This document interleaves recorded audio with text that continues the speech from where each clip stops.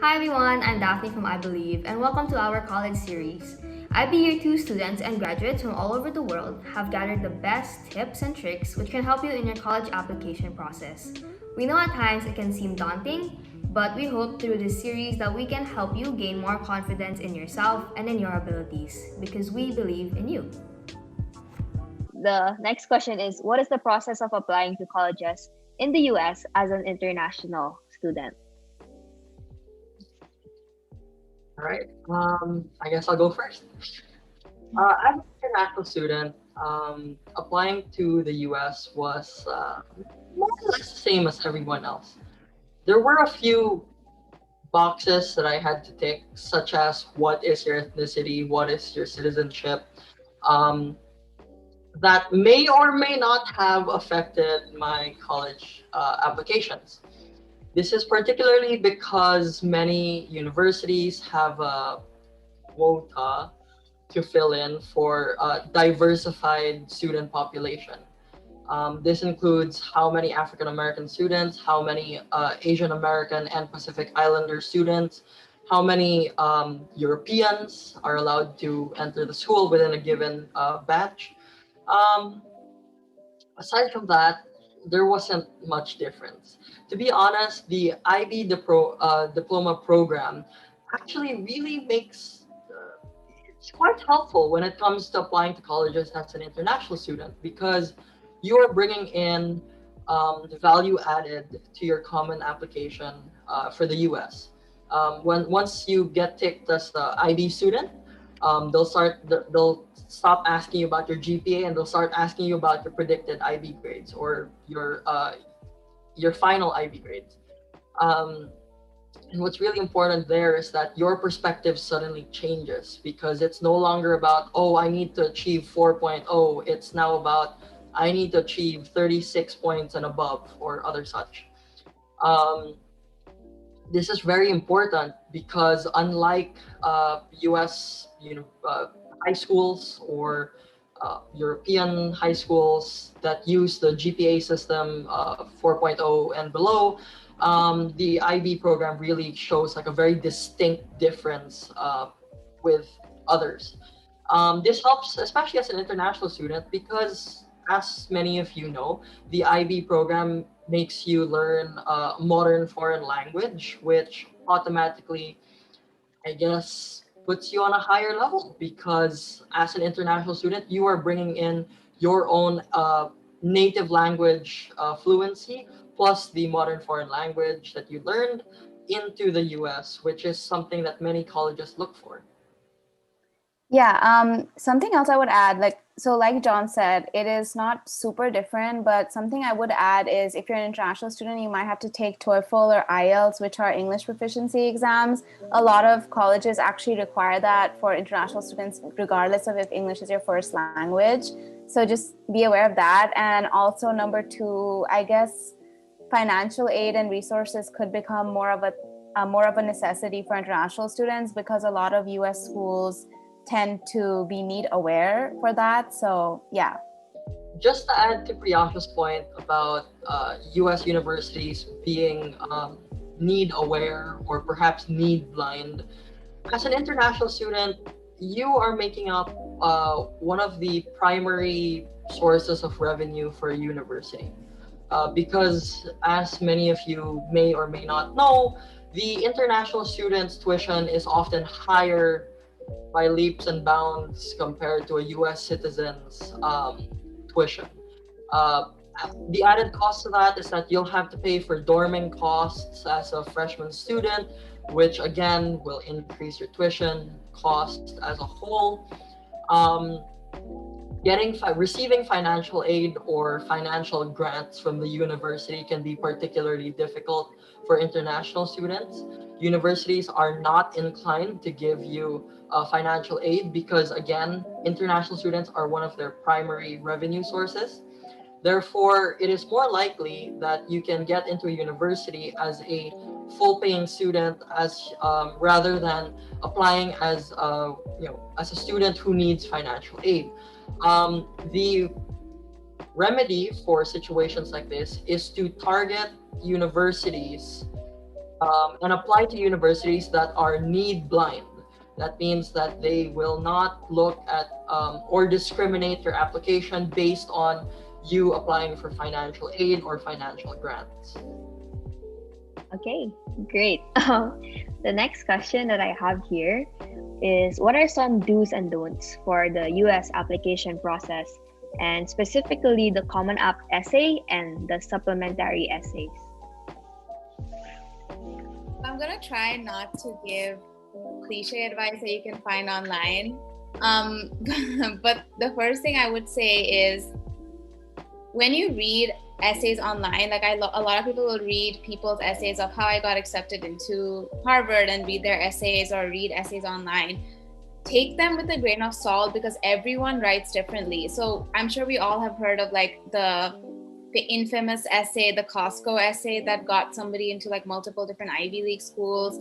Reading that, you might feel that there's a one size fits all essay. Like, one mistake that people make is that they write in a way to appeal to the admissions officers instead of writing in a way to express themselves. Like, don't write what you think the admissions officers want to hear. Like, they don't need to see a student who's really passionate about computer science. Like, if you're applying to a certain school that's really known for computer science or whatever, don't try to like force a story or force an essay for that reason. Be yourself, very cliche, but yeah, what I mean by that is don't let other online essays sway how you write it. And for supplemental essays, make sure the focus is always on you. If there's an essay that's like, why do you want to attend Harvard? Don't start talking about Harvard's prestigious reputation. Talk first about yourself and then blend that into why you would be a good fit at Harvard or something like that. Absolutely. Priyasha makes excellent points. What I'd like to add to that is that with the US application process, there are actually three primary essays that you're going to be writing. The first is the Common App essay, which is your general essay that will be sent to most of your universities that you apply to. The Common App essay often you're just supposed to answer, I think, one question and write it in a detailed manner that is significant to yourself. Okay. So when you're at university and you have written an essay that was sent to them and you have been accepted, on the basis that that essay represents who you are, you want that essay to represent as much of who your true self is, because anything other than that will be disingenuous. The second essay that's very important is the optional SAT or ACT essay at the end of the exam. If you decide to do this essay, much of it places significance on grammar, vocabulary, sentence structure, paragraph structure, and the overall kind of thesis and abstract of your work. Unlike the Common App essay and the supplementary essays of the US application process, the SAT and ACT English essay is really looking for your literacy and mastery of the English language. So for here, you want to show off the fact that you are aware of a wide range of punctuation, grammar, sentence structures, literary features, all of the things that you learn in IB English, language and literature or literature. This is very important because this is the way that US admissions offices will see whether or not you're going to be able to enter that university and excel in the English language as it is taught by most instructors. You cannot be a student who barely has a grasp on how to use the Oxford comma or how to use an embedded clause if you're going to be attending a university and majoring in history or English literature. The last essay that is very important to the US application process is the supplementary essay for the common application. Many of the top universities, such as Harvard, Yale, Georgetown, University of Chicago, Stanford, they all require their own supplementary essays. And these are very important because the university picks out the questions and the university admissions officers are the ones that actually read thoroughly what you write on your essay. They want to see something that is creative, something with substance, something that hopefully is not plagiarized, something that is very original. Finally, something that is true to yourself, something that they know or that they hope that you wrote completely by yourself, and something that represents you as a person and not you as the student that is applying to their university. Because they want to take in someone who is going to be able to be a four-dimensional human being and not just a two-dimensional essay that was sent to them via the Common App. Yeah, all of those are very important things. I just also want to say that the Common App essay and the supplemental essays are important for very different reasons. So the Common App essay gets sent to all your Common App US schools. So it's very important because you want to write it well, because all your schools will see it. But the supplemental essays may be also really important because that is when you can target the specific school and say why you want to attend and make your fit and make your case for that particular school. So aside from originality, which we talked about, I think intentionality is also really important because you want to be intentional with the package. Like, let's say there's 8 supplements. Like when I was submitting to Yale, there were 8 supplements, and you have to make sure that there's a package in the sense that you're not contradicting yourself, but you also want to give new information in each supplement. So have fun with some of them. Some of them are more lighthearted. Like if you could have dinner with any person, past or present, who would it be? You can actually be witty and show off your fun side in some of these supplements. And I think that's a very important thing for the US essays is these are not academic essays. They're not supposed to be super serious and mature. You don't need to sound like you're 50 years old. Sound like yourself. Obviously grammar and things like that should be correct, but bring out your voice, bring out your humor. If you're a funny person, bring it out. But I'm not really that a funny person, so when people would tell me like show your humor side, I'm like, I don't really have one. Just be yourself.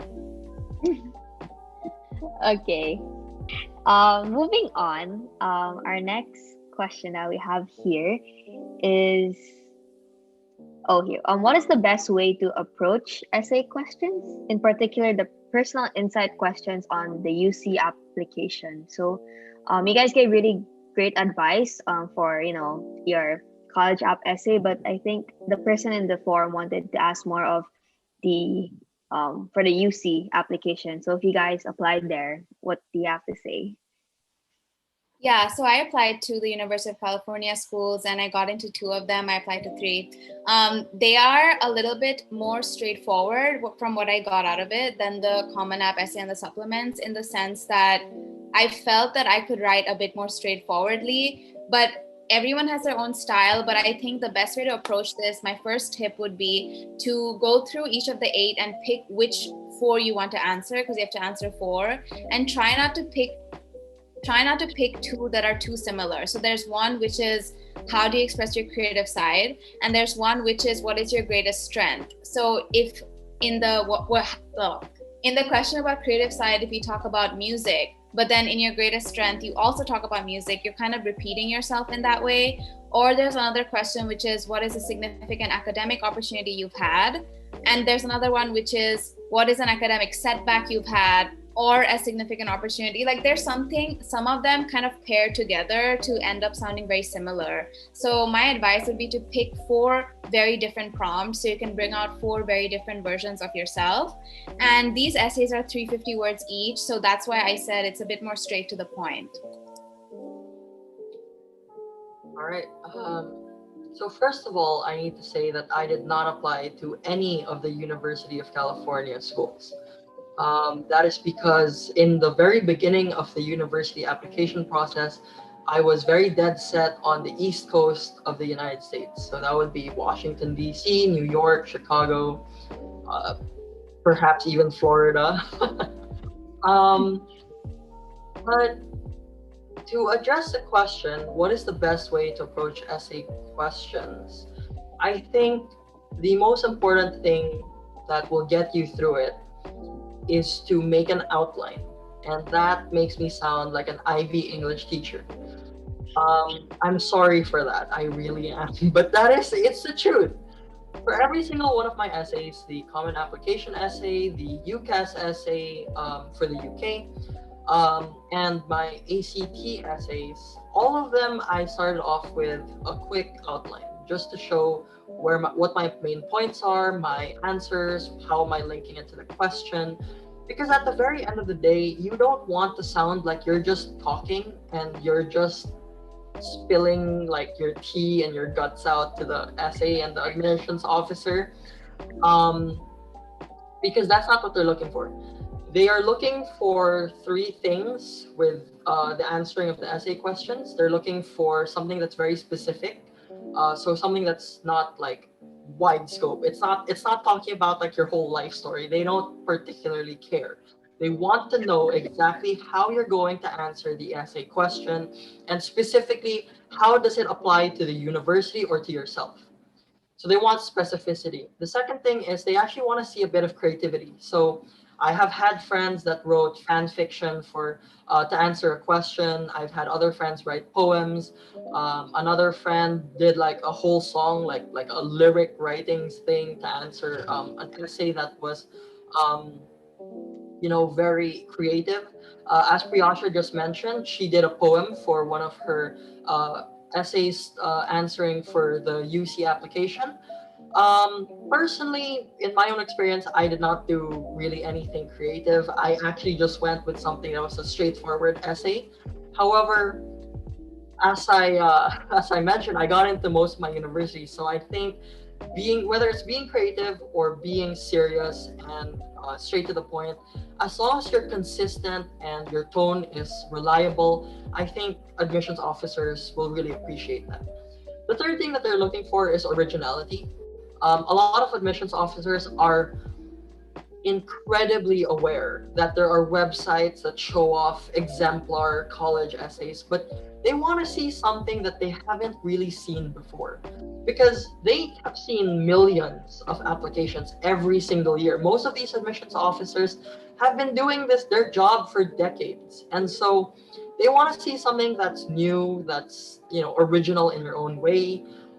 They want to see how your life, or at least you as a person, are an original four-dimensional human being that will fit well as a student in their university. Wow, thank you so much for answering that. And the next question kind of ties in with what I just asked about the UC schools, and that is, do you have any general tips for getting accepted into UC schools? And another tricky question is, what grades and extracurriculars should you have to be eligible for acceptance? So kind of like all other US schools, it's very hard to kind of say what grade and extracurricular you need to get in. But I'll just kind of speak in general then for the UC application. So unlike the Common App where you have 10 slots to fill your extracurriculars, you have 20 slots in the UC system. And that can come across as scary to some people, but by no means do you need to fill out all 20. I can't really say if you fill out 10, you won't get in or something like that. But you definitely don't need to fill out all 20. You can do as much or as little as you like, as long as it's giving a good image of yourself and you're portraying everything that you want to portray. In terms of grades, the UC system is different in that they kind of ask for your academic records. I believe starting from 7th grade, you have to list the courses you took. So yeah, I guess that's important to be mindful of in terms of maintaining your grades. And also, you're going to have to self-report your grades for the UC schools, like your counselor and stuff don't send transcripts until you get accepted and choose to attend. But in terms of general tips, I would say it's kind of the same as for other US schools. Do your research, understand the vibe, because some of these UC schools, all of these UC schools have different vibes from each other. And they're also very large, kind of typically research-based institutions. So if you see that you're a good fit for that, you'll probably be more successful than somebody who sees themselves in a more small liberal arts college. I think researching your fit is very important as well for these UC schools. So you can pick which out of the 9 to apply to. I'm not exactly sure what the limit is. I think you can do all 9. I did 3. So yeah. The next question we have is, what do colleges usually look for when determining who to accept? So that's a great question, Daphne. What do colleges usually look for when determining who to accept? With regards to the common application, a lot of university admissions officers are looking for someone that presents themselves as a very holistic student, someone who has done well in academics, has plenty of a wide range of extracurriculars, has done community service or at least helping others in some capacity, has had leadership roles in student governance or perhaps in other organizations, and finally, perhaps some sort of athletic or musical talents. Having these five facets of your application often makes you stand out because they know that you are a well-rounded person and you have had a holistic high school experience. However, as Priyasha once said earlier in the video, she said that you don't want to be a jack of all trades, but a master of none. So in this case, this is where the spike facet comes in. You want to be a holistic person, but also have a very specific spike factor within your application. Something that makes you stand out apart from every other holistic student. Something that makes you more of a genuine and four-dimensional student that an admissions officer will really want to accept to their school. For example, you could have a 36 that's high, that's above average. You could have an excellent wide range of extracurriculars from track and field to opera, whatever, all the way to Model United Nations and debate. At the same time, you have served as like a student council president or something like that.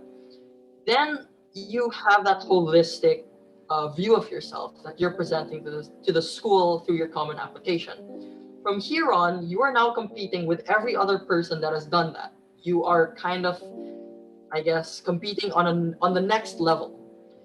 To keep yourself from kind of fading in with the background and everyone else, you need that spike, that one particular, or could be two, three particular things that make you stand out. This could be the leader of the opera team. You could be a debate teacher. You could have started your own organization, or perhaps be a prominent leader in a social political organization. These things will make you more distinct between the whole pile of college applications. And this is what college admission officers are going to be looking for when they are determining who to accept. Yeah, John put it very well. And I think one other thing I'd add is, as much as a college wants a diverse class, they also have a characteristic of their own, or characteristics of their own. For example, Georgetown was really centered around the whole value of people for others, like community service and global mindedness, more so than some of the other schools I looked at. Although every school has a component of global mindedness, this was in the center of Georgetown's values. So typically when Georgetown sees a student that kind of fits their values and fits their kind of class characteristic, they will look favorably upon that student. But that's not to say that they're not going to accept other people just because every college wants a well-rounded class. But the question of what do colleges look for when determining who to accept, aside from what John said about extracurriculars and grades, once you pass those benchmarks, you need to pass more benchmarks, in the sense like now it's like you may have reached a certain standard, but when it comes to accepting between, they may have cut students from 1,000 to 400 depending on their grades and their extracurriculars, but to go from the 400 to filling the, let's say, 200 seats, you're going to start looking at more nitpicky things like the characteristic of the student and if they fit the values of the university. Okay. Oh. Okay. I'd like to add that there are some universities in the United States that are part of a religious society. For example, Fordham and Georgetown universities are both Jesuit universities, meaning that they are run by and contain many Jesuit or Catholic curriculums and facets of their overall academic purpose.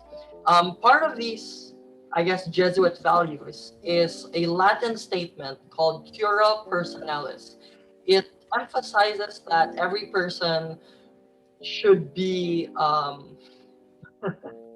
should be there for others. It literally means becoming a person for others, and it in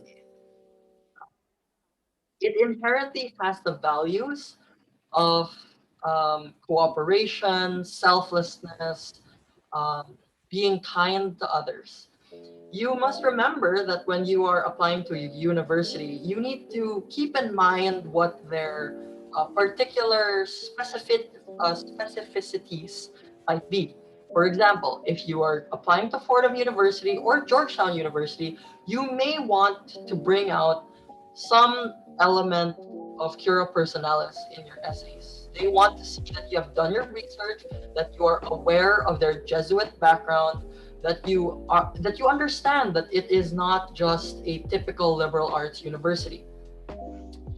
That being said, it's also very important to remember that many of these universities, despite having some sort of social religious connection, they are not necessarily going to exclude people of other religions. For example, at Fordham University, which is a Jesuit university, there are many Catholics, but there are also Jews, Muslims, Buddhists, agnostics, and atheists.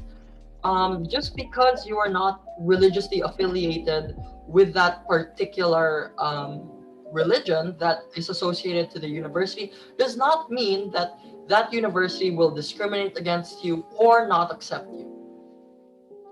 Yeah, can I just add one more thing? I think when you're looking for how colleges look at who to determine, it also depends on if they're a research institution or a liberal arts institution. Typically, liberal arts institutions will look for your interest in the liberal arts and interdisciplinary learning.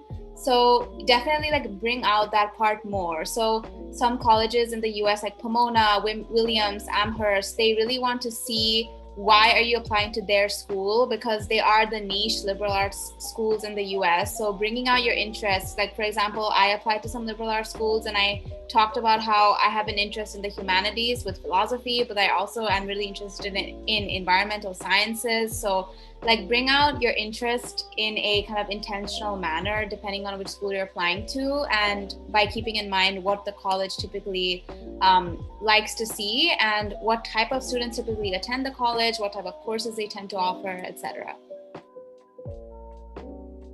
Yes, that was well said. And we have a final question, which is what does it look like when you're sending your IB scores to colleges? That's a great question. I think something that a lot of IB students don't realize is that once you finish the IB program and you have finished your exams, many of the universities that you have applied to, the IB organization themselves will be the ones to send your final scores and transcript to those universities. At the same time, you won't necessarily be able to see your transcript because the counselors or whoever is in charge of that within your school will be the ones to be sending it to the university. Therefore, to a certain extent, you will only know your IB scores via the website and not necessarily through a transcript or what the university will get to see. At the same time, however, if you are in a school that does not have a counselor or your administration is not equipped to send your scores immediately to the colleges, you may want to engage the services of a third party organization or client services who can do that and liaise with the IB organization in order to get those things done. The primary reason why students are not allowed to really see their grades and their IB scores is to make sure that the integrity of your scores is not damaged by any less than truthful students who would like to pad their grades or perhaps erase some bad grades in the past.